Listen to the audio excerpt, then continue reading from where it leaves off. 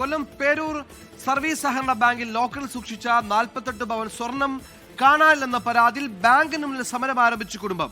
ഈ മാസം 27-ഉണ്ടായ സംഭവത്തിൽ ഇതുവരെയും അധികൃതർ കൃത്യമായ മറുപടി നൽകാത്തതിനെ തുടർന്നാണ് ഇത്തരത്തിലൊരു പ്രതിഷേധം.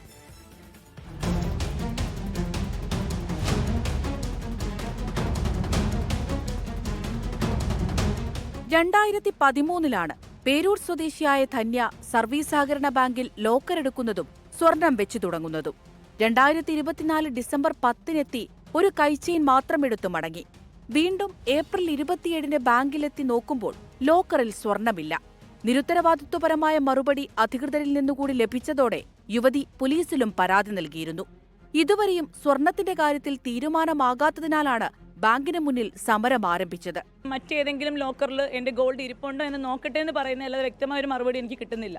എൻ്റെ അച്ഛൻ മെനങ്ങാൻ ഈ ബാങ്കിൽ വന്നിരുന്നു. അപ്പോഴും ലോക്കർ കഴിഞ്ഞ വിധു എന്ന് പറഞ്ഞ ചേട്ടൻ പറയുന്നത് 10 ദിവസത്തിന് ഇത് കണ്ടുപിടിക്കും അണ്ണാ എന്ന് പറയുന്നത്. എന്നിട്ടും ഒരു വ്യക്തമായിട്ട് എനിക്കൊരു മറുപടിയില്ല. എനിക്കിത് എന്ന് കിട്ടുമെന്ന് ബാങ്കുകാർ പറയുന്നില്ല. അപ്പോൾ അതുകൊണ്ട് ഞാനും എൻ്റെ കുടുംബവും ഞാൻ എൻ്റെ പ്രതിഷേധമായിട്ട് മുന്നോട്ട് പോകാൻ എനിക്ക് വരാൻ വഴിയില്ല. യുവതി പരാതി അറിയിച്ച സമയം തന്നെ പോലീസിൽ വിവരം ധരിപ്പിച്ചു എന്നാണ് ബാങ്ക് ഭരണസമിതിയുടെ വിശദീകരണം. അതേസമയം സ്വർണം എവിടെ എന്ന ചോദ്യത്തിന് മറുപടിയില്ല. സംഭവത്തിൽ കിളികൊല്ലൂർ പോലീസ് ബാങ്കിലെത്തി രേഖകൾ പരിശോധിച്ചു.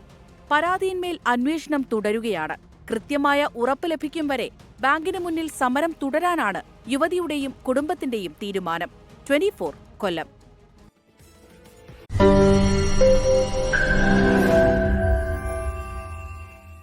ലോകത്തെവിടെയായാലും ഏത് സമയത്തും 24 വാർത്തകളും ഓഗ്മെന്റഡ് റിയാലിറ്റി പാക്കേജുകളും എക്സ്പ്ലെയിനറുകളും വിശദമായി കാണാൻ ഞങ്ങളുടെ യൂട്യൂബ് ചാനൽ നിങ്ങൾക്ക് സബ്സ്ക്രൈബ് ചെയ്യാം.